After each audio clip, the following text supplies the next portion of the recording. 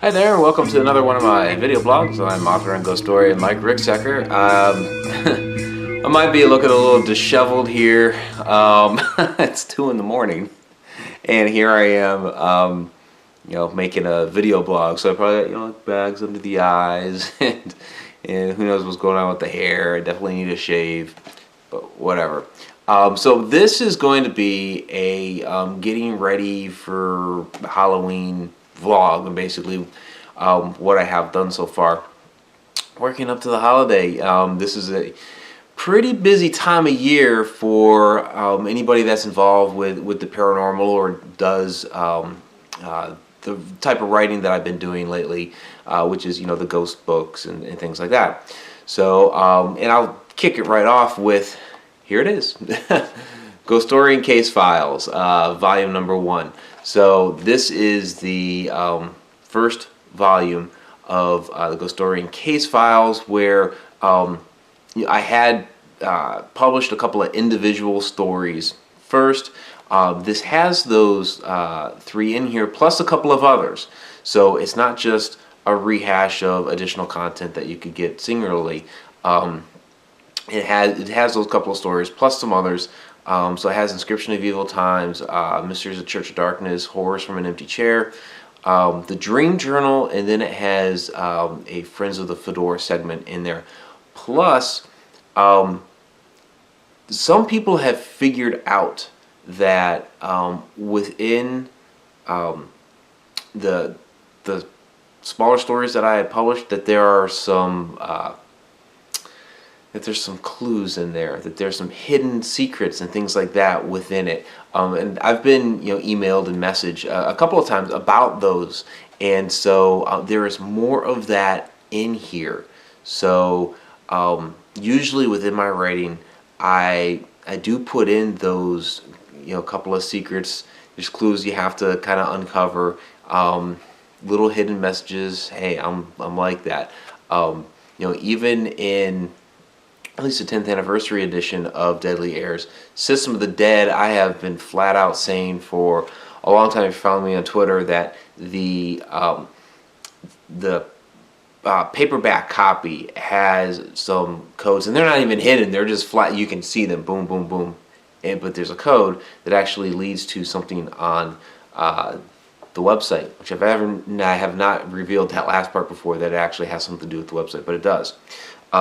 There's more of that in here in the Ghost Story and Case Files.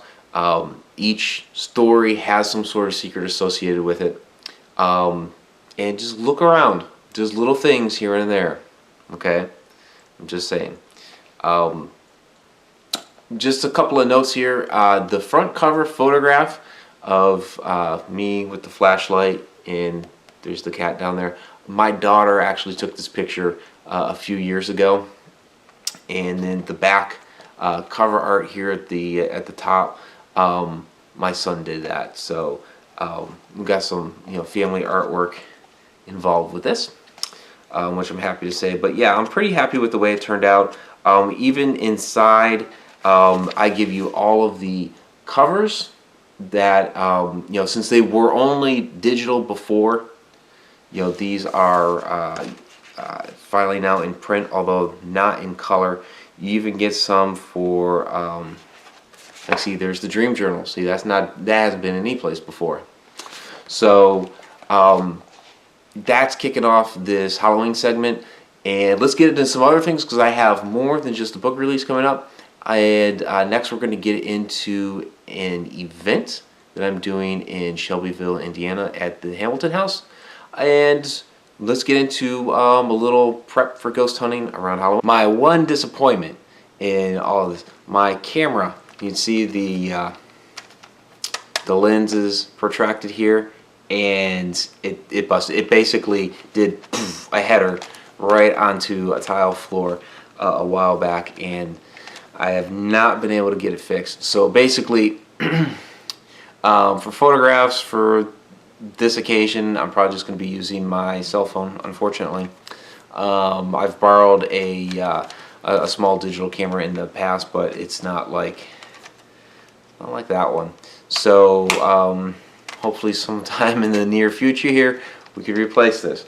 So my digital camera is out. Usually the key components for me are 4 items: camera, audio recorder, flashlight, and notepad.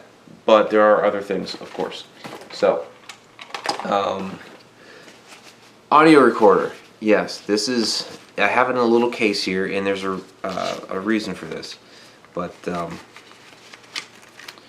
hey, there's the audio recorder. It's a Sony. I've had it for a few years now. Works perfectly well.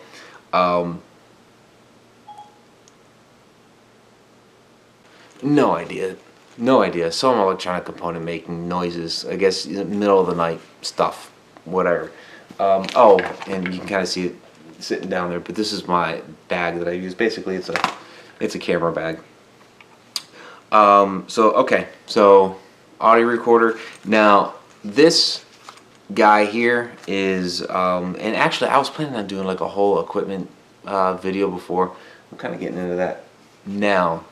So, unintentional. So basically what I've done here is,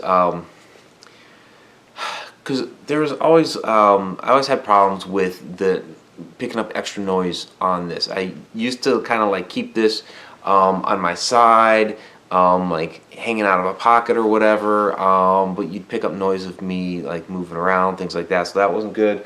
I went with a with microphone, and you've seen this microphone in a number of my videos. And basically what I found with that was, because of the noise suppression on there, it was basically damping out a lot of the sound that I was getting. So basically it's like you were hearing me, vaguely hearing a couple of people around me. I wasn't picking up like any EVPs at all. Plus, I had this propensity for leaving the battery on. Oh, I want to check this just to make sure it's not. I had a propensity for leaving the battery on and wearing the batteries down, and just having to replace them all the time. So what I did is, instead of going to something like that and trying to kick out the noise, is I came up with this little attachment. Basically, this is just a old MP3 player case, and I just cut a little hole at the top.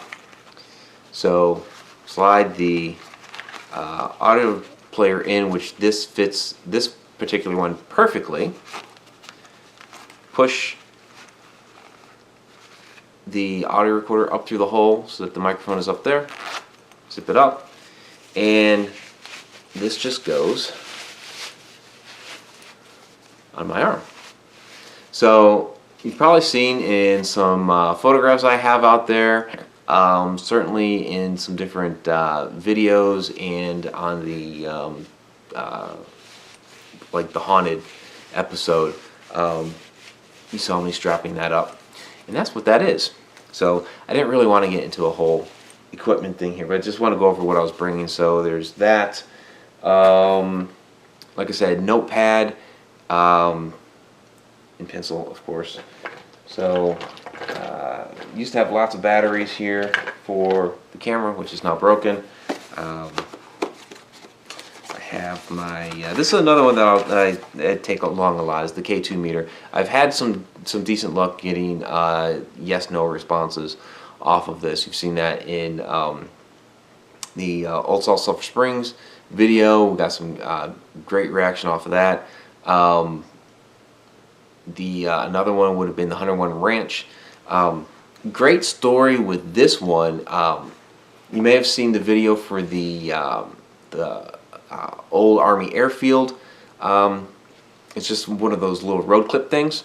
And basically what was going on with this, we were, it was like towards the end of the night, they let us go up into the planes that were inside the hangar. And these are old World War II planes. And we went inside the one that had seen action in World War II. And we're doing an EVP session, we're not getting any feedback. The place is completely dead, not getting any activation off the meters, nothing. It's completely quiet. And then all of a sudden, I make a comment that I had been in the Air Force, and I said, oh, my name's Mike. I always do that. My name's Mike. I spent 6 years in the Air Force, which I know from the history of the Air Force, that came out of the old Army Air Corps, which is what you would have served during World War II. Boom! Started lighting up like a freaking Christmas tree. And from that point on, once I introduced myself as having had prior service in the Air Force, we were able to get some responses off the K2. And basically what we found out was that the spirit that was there had been a navigator of the airplane. So that was kind of a cool story. So I got that, and then the other one that I am bringing is the millimeter. This is an older one as well. It's I want to say about 4 years old maybe. So, and then it's got the it's all wrapped up, but it's got the temperature gauge in there as well. I don't use this one as much, but I'll bring along this time. So that was just a quick little overview of what I'm bringing. I'll have a more deeper equipment video later on, something I've wanted to do for a while. So moving on. Okay, so now we're going to bust down to a session with the Ouija board. No, we're not going to do that, but I suppose some people do play around with the Ouija board or on Halloween. I'm not going to. I don't ever mess around with them. So I know a lot of people say that, hey, what's the difference between playing around with a Ouija board and trying to get a spirit to respond and using an audio recorder and trying to get a spirit to respond? There's a lot more bad experiences and horror stories with people using a Ouija board than with people using an audio recorder. I leave it at that. I just, that's playing the percentages, I guess. So I'll put this away. Okay, so a few decorations around the house. Remember, getting ready for Halloween, that's what this is about. This isn't just about me talking about my book and then, an event later this month. Getting ready for Halloween. Although all that stuff is associated with Halloween. So, a couple decorations around the house. Now, I used to have a lot more Halloween decorations. Unfortunately, most of those are, for lack of a better term, being held captive in Oklahoma. So I don't have access to those right now. And some of those are some handcrafted headstones that I put together. There's some store-bought ones there, but then there were some that I had just bought as the foam, and basically I did like a lot of painting on them to weather them, to like put the cracks in there. I kind of carved out cracks and painted those, and so they look really, really cool. Unfortunately, one was completely destroyed a number of years ago, and another one was broken into a few different pieces where I ended up using toothpicks to piece it back together. That was a number of years ago, probably like almost 10 years ago now. It was just after Halloween. We had some friends over playing D&D. Yeah, there I am geeking out. I was always the DM, by the way. But basically, their kids were over, our kids were there as well, and then just, the Halloween stuff was still out, and a couple of them got damaged. So, in any case, I don't have that stuff. So, I've got a couple items here. Not a lot, because I just don't have the resources to really get a lot right now, but kind of some cool little things here. For the windows, it's just a spider web with a glowy spider there. So a couple of those. Some of this is even like dollar store stuff. Some of it is like CVS. Now I am doing this month a swap with Amber Walter, and I've never done something like that before. So that'll be interesting. So a couple of these are, well, I don't want to show all that's going to, because I'm going to forward you to the video, but a couple of these are going to be like similar. So we got Skull and Pumpkin. These are LED lights. So turn them on. They're kind of cool. So those are just like interior decorations. What else we got? We've got these guys are kind of cool. The skeleton garland. So it's only 4 of them. I didn't even realize they were garland at first. I thought they were just guys that you kind of just stuck around in different places, but actually string it up. So it says 60 inches. So it's not like particularly long, but they'll be cool. Kind of hang about. What else do we have? Some creepy cloth, so it's just to kind of like drape that over something, like maybe over a lamp or in a doorway, maybe over a window or something like that. So creepy cloth, this is definitely cool stuff. What else do we have? We have, and then a door thingy. So it just sticks on the door. The ghost is saying trick or treat. So not a big deal. But yeah, so it's like one of the things I had was a this is a cute little story. It was a little skeleton inside of a cage that you know, like you could hang it up from a tree. A lot of times I kept it like near the garage area, kind of hanging because there was like a little overhang there. And so a number of years ago, when we started putting it out, I named him. I named him Corey, and because all of my son's names begin with C: Colin, Chase, Cameron, and so. What I told Cameron the one year, and I got the other kids to go in on it, was you know, hey, this is your brother Corey. He wasn't he wasn't keeping his room picked up and things like that. So I was like, you know, this is your brother Corey. You know, you don't remember him? And all the other kids were like, yeah, it's Corey. It's our brother. And you know, he's like, no, what happened to Corey? I was like, well, he didn't clean his room, so I put him in the cage and. There he is. Now he's a skeleton. And so all the other kids were like in on it. And so he believed it for a little while. Cameron's 13 now, so I don't think he's going to believe that one anymore. But cute little story. But that's one of the decorations is back there.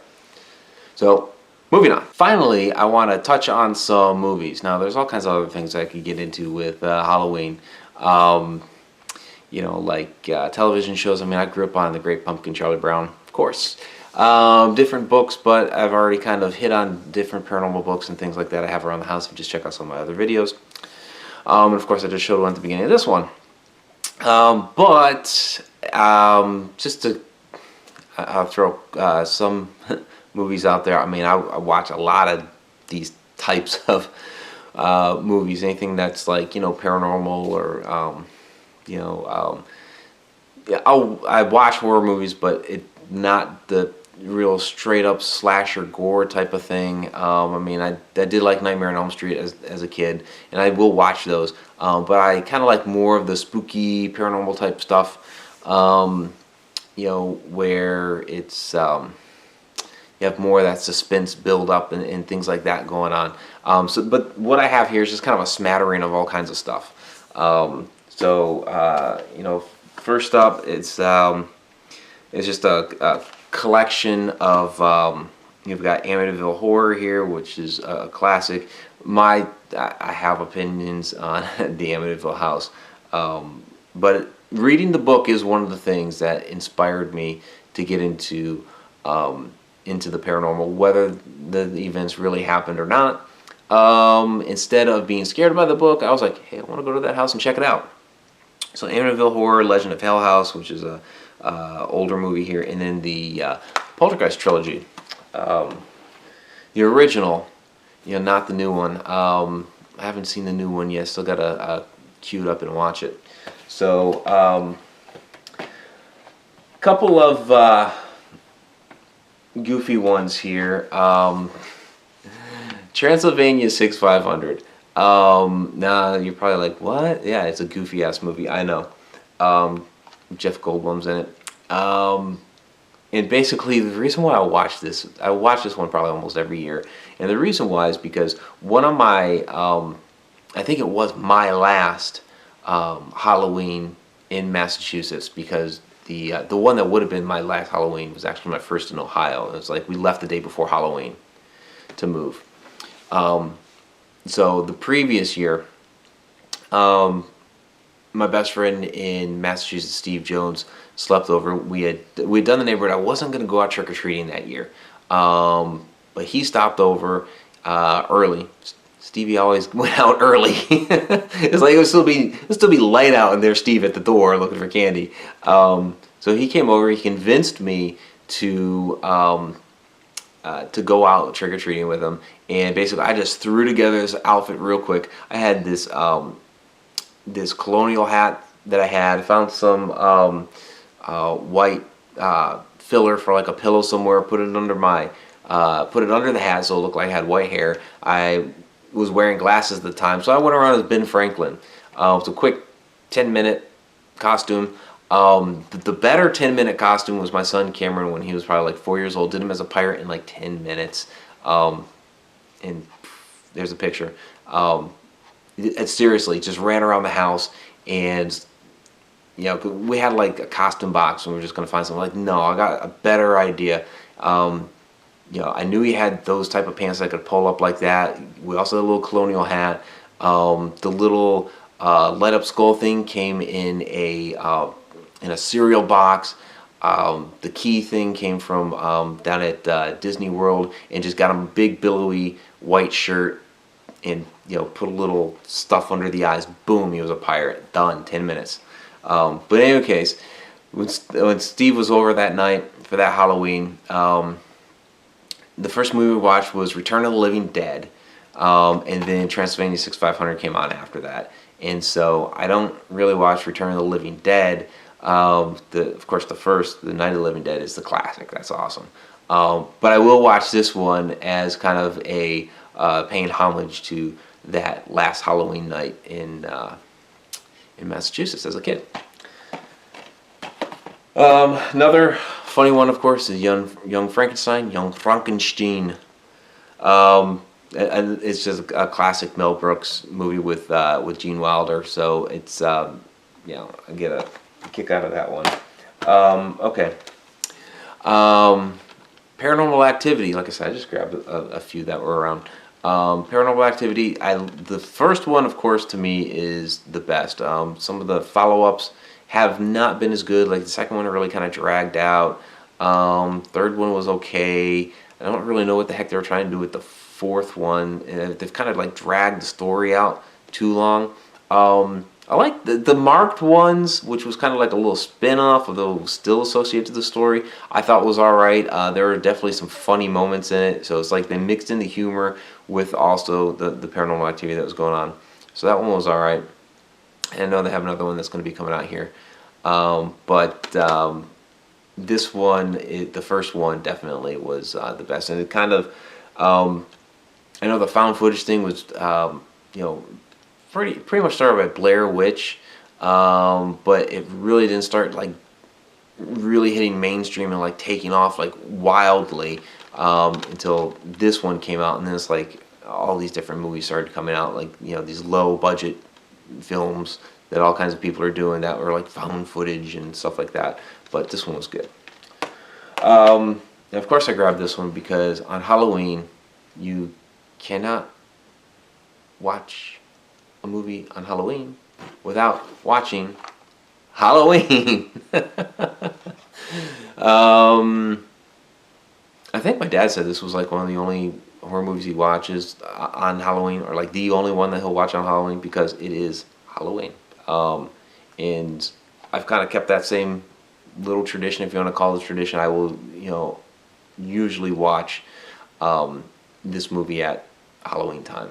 Others that I don't have with me here that I'll watch a lot around this time.